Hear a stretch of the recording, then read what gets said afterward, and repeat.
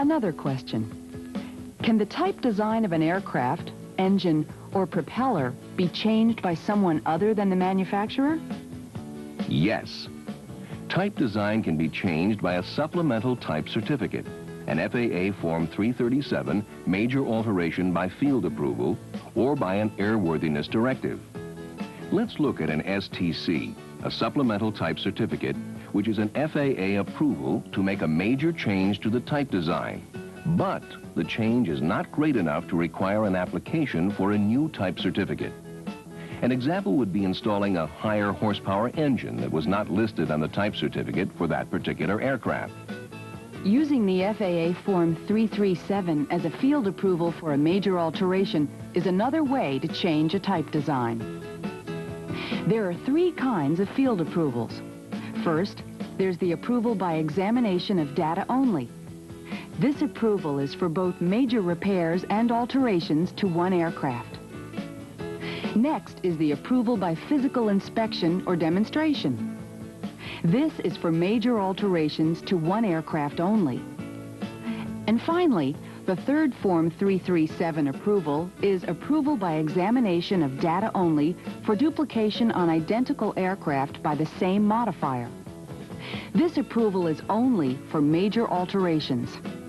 But remember, the FAA may approve the data and the A&P may perform the work, but it's the IA, repair station, or air carrier who actually approves the product for return to service. Airworthiness directives, the third way to change type design, will be covered in greater detail in the next section. Now let's look at the aircraft parts and equipment approval process under PMAs and TSOs.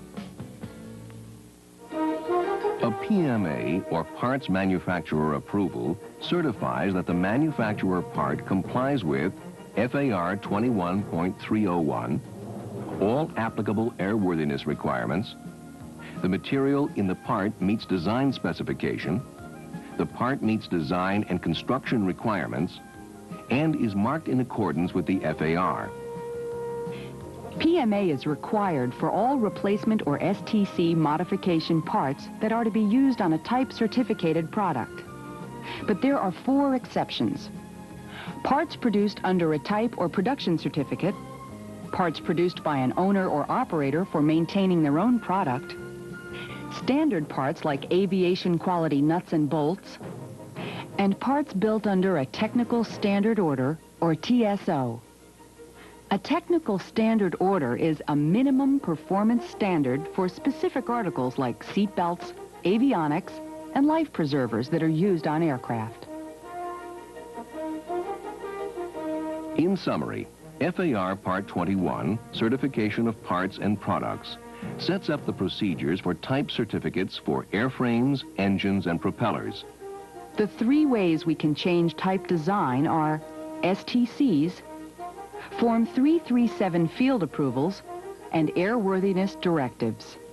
The Parts Manufacturer Approval, PMA, and the Technical Standard Order, TSO, are the 2 common forms of FAA approval for aircraft parts.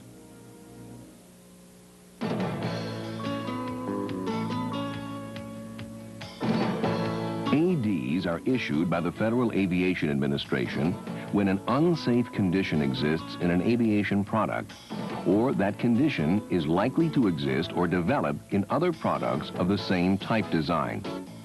It's very important to remember that each airworthiness directive issued against an aircraft, engine, propeller, or appliance is an FAA regulation, and that every airworthiness directive is a mandatory maintenance action. There are 3 ways ADs come into being: the emergency AD, the immediate adopted rule, and the notice of proposed rulemaking. The emergency AD is effective immediately. The immediate adopted rule is usually effective in 30 days or less, and compliance is required within a short period of time. And the notice of proposed rulemaking is the normal process for issuing an AD. This includes the proposed AD being published in the Federal Register, followed by a public comment period and a review of the comments. The AD is then either issued or withdrawn based on the comments and review. Airworthiness directives are found in 2 volumes.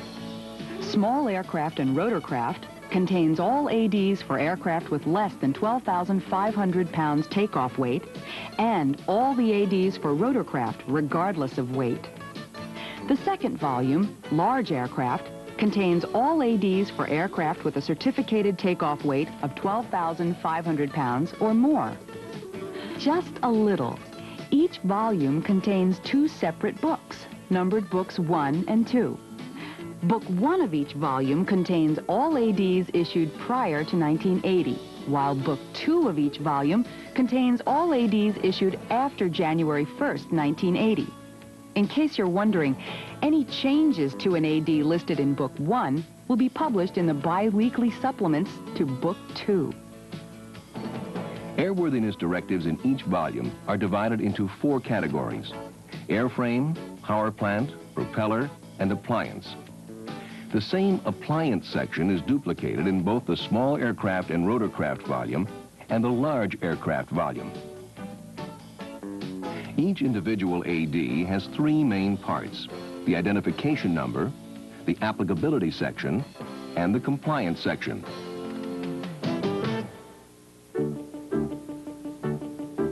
The identification number is really an index. Take, for example, AD 90-03-15. 90 is the year of original issuance. 03 indicates that the AD is in the 3rd biweekly period, and 15 means that this is the 15th AD in that biweekly period. When the letter T precedes the AD number, it means that the AD was issued as a telegram to the owner or operator.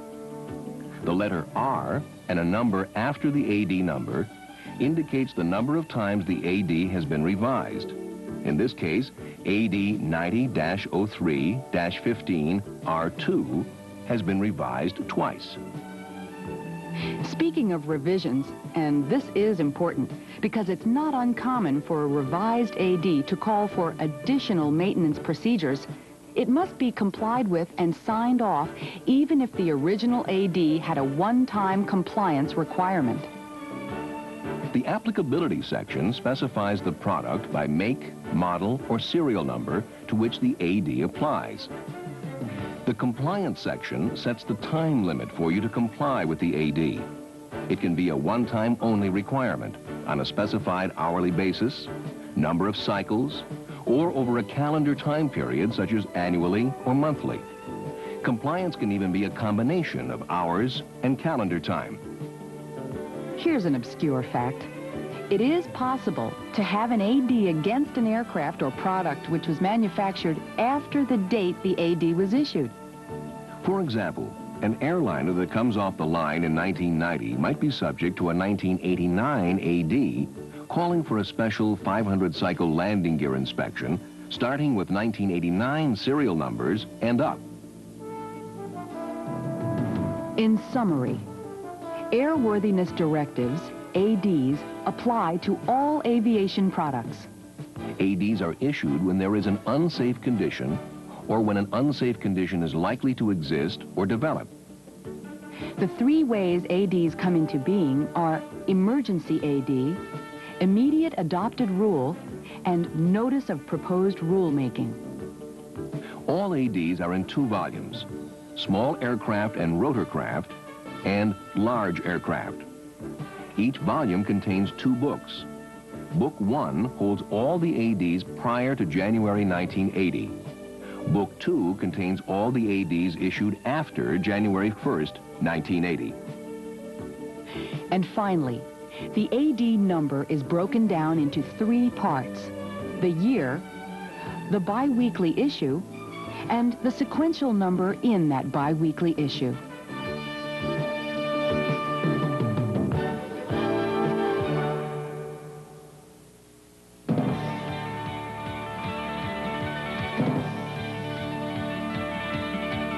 FAR Part 43 covers maintenance, preventive maintenance, rebuilding and alteration in only 12 regulations and 6 appendices. For the purpose of this presentation, we will break FAR Part 43 into 5 major elements: applicability, authorized persons, approval for return to service, performance rules, and record keeping. The first element, FAR 43.1, applicability, pertains only to aircraft having a U.S. airworthiness certificate, excluding experimental aircraft, and foreign registered civil aircraft used in FAR Part 121 and 135 operations. FAR 43.3 allows only authorized persons to perform maintenance, and they are airframe or power plant mechanic, persons working under the supervision of a mechanic or repairman, repair station repairman, an air carrier, and pilots doing preventive maintenance on their own aircraft, which are operated under Part 91. FAR 43.3 also permits a manufacturer to rebuild, alter, or inspect only the aircraft product for which they hold the type certificate, production certificate, technical standard order, or parts manufacturer approval. The third element, FAR 43.5, talks about approval for return to service after maintenance, preventive maintenance, rebuilding, or alteration. To approve an aviation part for return to service, you must have a maintenance record entry required for work performed under either Section 43.9 for maintenance or 43.11 for inspections. And if the work is a major repair or alteration, an FAA Form 337, properly filled out, is also required. And in some cases, a flight manual change may be needed. FAR 43.7 is titled Persons Authorized to Approve Aircraft, Airframes, Engines, Propellers, Appliances, or Component Parts for return to service after maintenance, preventive maintenance, rebuilding, or alterations.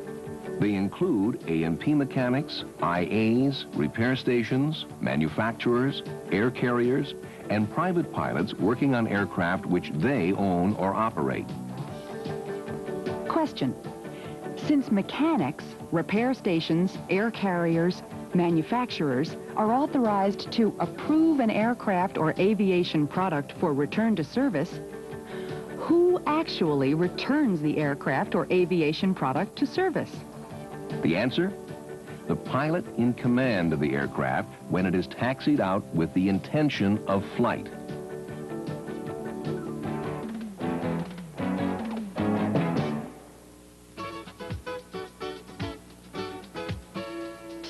The fourth element of FAR 43 is record keeping. FAR 43.9 gives you, the aviation technician, the requirements for record entries for maintenance. All maintenance entries must include a description of acceptable data, the date work was completed, and the name and signature of the person performing the work. Air carriers' maintenance record entries are made in accordance with each company's manuals. Here's what a sample maintenance entry looks like with the date, acceptable data, and the name, signature, and certificate number. For major repairs and alterations, maintenance record entries must have two signed FAA Form 337s. One is for the owner, and one must be in the FAA district office within 48 hours. An exception to the 337 rule is that if you install extended range fuel tanks in an aircraft's baggage or passenger compartment, you must fill out 3 337s, one for the owner, one for the FAA, and one for display inside the aircraft.